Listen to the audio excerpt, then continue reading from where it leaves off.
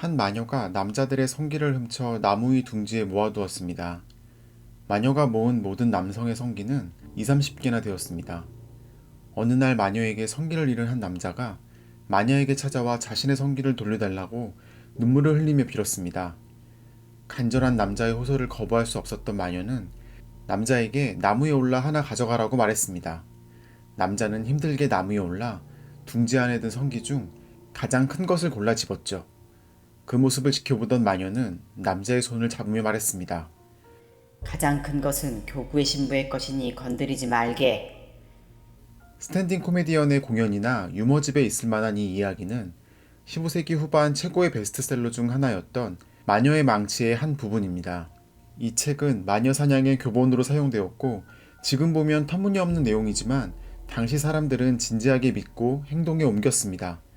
심지어 교회 지도자까지도 말이죠. 사람들은 왜 마녀 사냥의 광기에 열광했을까요?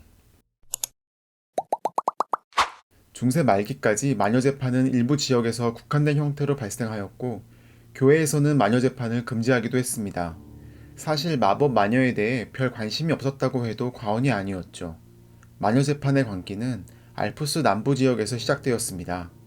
1486년 도미니크 수도의 수도사이자 종교 재판관인 하이니 크레머가 마녀의 망치를 작성하여 독일 슈파이어에서 출간하였습니다.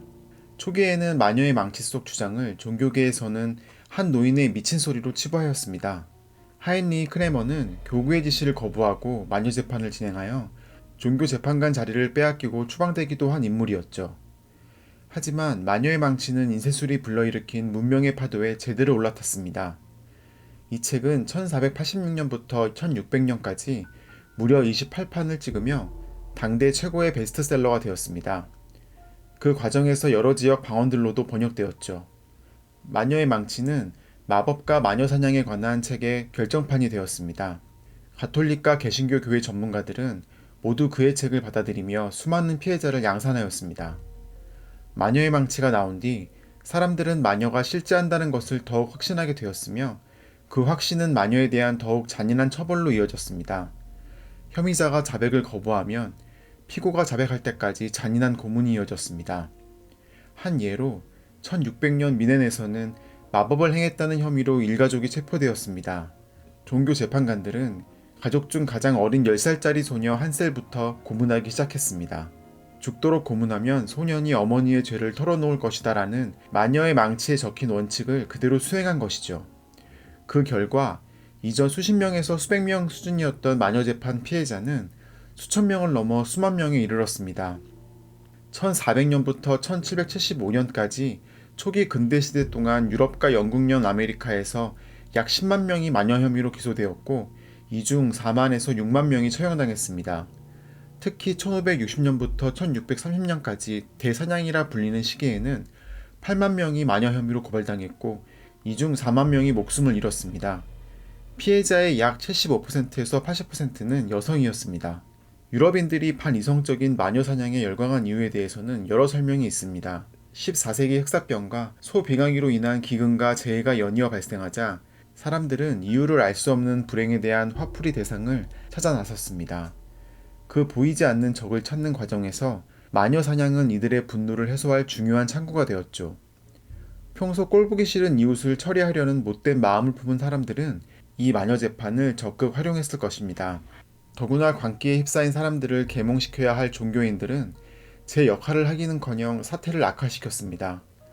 종교개혁으로 경쟁 중이던 가톨릭과 개신교 교단은 마녀 재판을 교세 확장의 기회로 삼았습니다.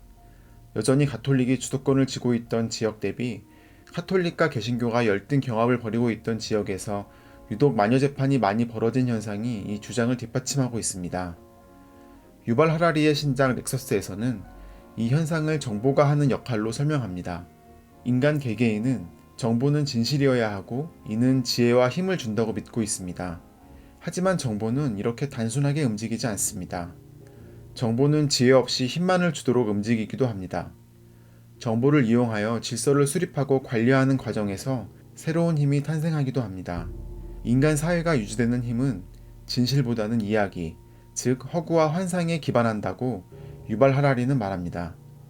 이야기는 현실보다 더 단순하고 매력적이어서 많은 사람을 쉽게 결속할 수 있죠.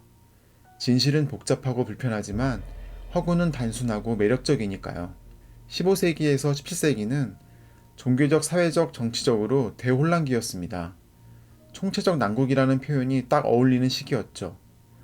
이 혼란기의 기득권층은 진실을 알리기보다 마녀라는 환상의 이야기를 통해 사회 질서를 도모했던 것입니다. 현대 사회는 어떨까요? 마녀 재판의 무대가 화영장에서 SNS로 바뀌었을 뿐 마녀 사냥은 여전히 진행되고 있습니다. 현대는 인터넷의 발달과 다양한 정보 공유 플랫폼의 등장으로 수많은 정보를 쉽게 접할 수 있습니다. 마녀를 가리키는 손가락은 중세 시기보다 더욱 강력해졌습니다.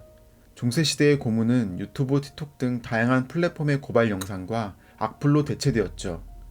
물리적인 폭력은 없을지 몰라도 심리적 폭력은 더욱 거세졌습니다.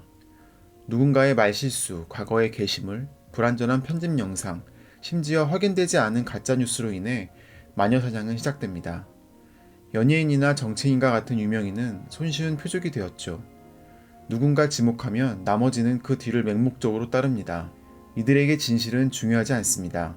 SNS 익명성 뒤에 숨은 이들은 아무런 근거 없이 유명인을 비난하며 새로운 루머를 양산합니다. 이 공격은 지목당한 사람이 죽거나 사회적으로 완전히 매장당할 때까지 이어집니다. 누군가는 아끼고 사랑했을 유명인들의 안타까운 죽음을 우리는 수없이 지켜봐야 했죠. 최근에는 유명인을 넘어 일반인들도 마녀사냥의 대상이 되고 있습니다.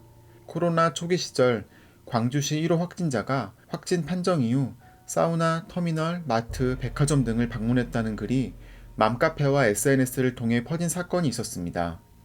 1호 확진자는 자가격리를 하지 않았다는 비난을 받았고 확진자가 방문했다는 시설의 매출은 급감했죠. 하지만 이는 사실이 아닌 가짜뉴스인 것으로 밝혀졌습니다.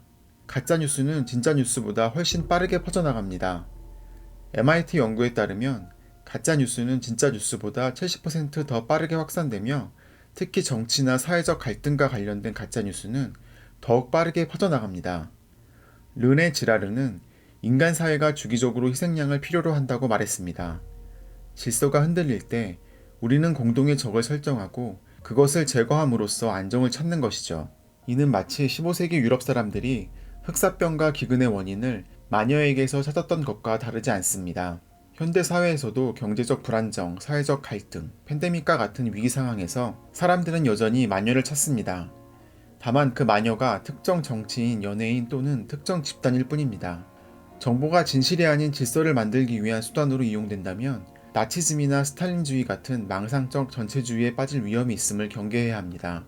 알고리즘이 우리의 편견을 강화하고 확증 편향을 부추기는 현재의 정보 환경에서 이런 위험은 더욱 커지고 있습니다. 마녀의 망치가 인센술의 발달로 빠르게 확산되었듯이 현대의 가짜뉴스와 음모론은 인터넷과 소셜미디어를 통해 순식간에 전 세계로 퍼져나갑니다. 중세시대에는 최소한 물리적 거리와 시간이라는 제약이 있었지만 현대에는 그런 제약마저 사라졌습니다. 중세 유럽의 마녀사냥과 현대의 SNS 마녀사냥은 비록 시대는 다르지만 본질적으로 같다고 할 수 있습니다. 두 시대 모두 진실보다는 허구와 환상이 섞인 이야기가 더 강력한 힘을 가졌다는 사실을 보여줍니다. 그러나 이제는 우리가 그 역사를 반복하지 않고 더 지혜로운 사회로 나아갈 수 있도록 노력해야 합니다. 우리는 정보를 접할 때 더욱 신중해야 합니다. 자극적인 제목에 현혹되지 말고 출처를 확인하고 다양한 관점에서 사안을 바라봐야 합니다. 무엇보다 누군가를 마녀로 지목하고 싶은 충동이 들 때 한 번 더 생각해 봐야 합니다. 혹시 나도 모르게 마녀 사냥에 가담하고 있지는 않은지 말입니다. 역사는 반복된다고 했지만 우리는 그 반복을 멈출 수 있는 힘도 가지고 있습니다. 500년 전 마녀의 망치를 믿었던 사람들을 비웃기 전에 우리 자신이 어떤 마녀의 망치를 믿고 있는지 돌아봐야 할 때입니다.